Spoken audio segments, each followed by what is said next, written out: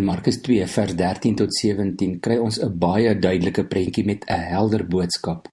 Jesus wend hom doelbewus tot die sondaars en die tollenaars en hy verklaar ook dat hy juis gekom het vir hulle geestelike redding en genesing. Dit is hulle wat 'n geestelike dokter nodig het. Hulle het die verlosser nodig en daarom werk hy baie gefokus en is hy glad nie bang vir die weerstand wat dit gaan veroorsaak by die godsdienstige leiers nie. Nadat Jesus nou al 'n klompie vissermanne geroep het om sy disippels te wees, het hy toe hy nou teruggekom het in Kapernaum en daar waar hulle by die tolhuis verbyloop, het hy vir Leefi stip in die oog gekyk en hom ook geroep om hom te volg. Jesus is onverskrokke en doelgerig. Hy breek 2 groot reëls van die samelewing van sy tyd. Ons het gister gehoor dat tollenaars verag was en deur almal as volksverraaiers beskou is. Hulle word in die evangelies saam met die heidene genoem, Matteus 18 vers 17, en in ander teksgedeeltes soos Matteus 21 en Lukas 18 word hulle in dieselfde asem genoem saam met prostituie en diewe, bedrieërs en egbreekers en sondaars. Hulle was beslis die outcast soos die Engelse sê.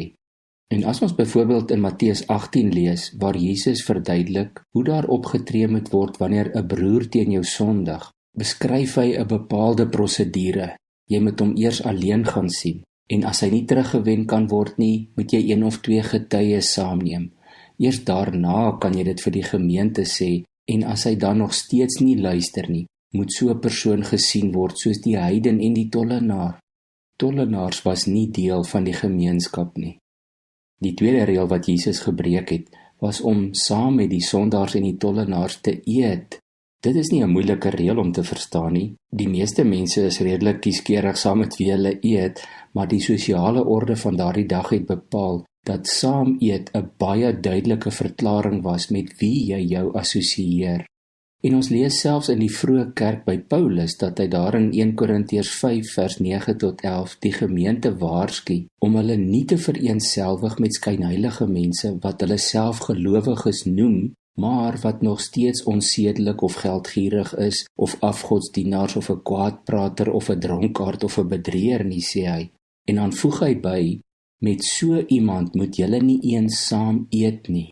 Nou ja, miskien sou Jesus selfs Paulus se reël gebreek het, maar hoekom het Jesus vir sy ete so 'n obskure gastelys? Die antwoord is eenvoudig. Dit is sy brandende hart vir sondaars. Dit is daardie liefde wat eintlik nie vir ons sin maak nie, maar dank God, dit is die liefde wat hy ook vir my en vir jou het. Kom ons sê vir hom dankie daarvoor. Here Jesus, ek is niks beter as enige iemand anders nie. En as ek in daardie tyd geleef het, hoop ek U sou my ook vir die ete genooi het. Baie dankie dat ek kan weet, U het ons mense so lief, dat U reëls breek om ons by U te kry. Dankie vir U hart, vir U passie, vir U liefde vir ons, vir elkeen van ons en ook vir my. Ek prys U naam daarvoor. Amen.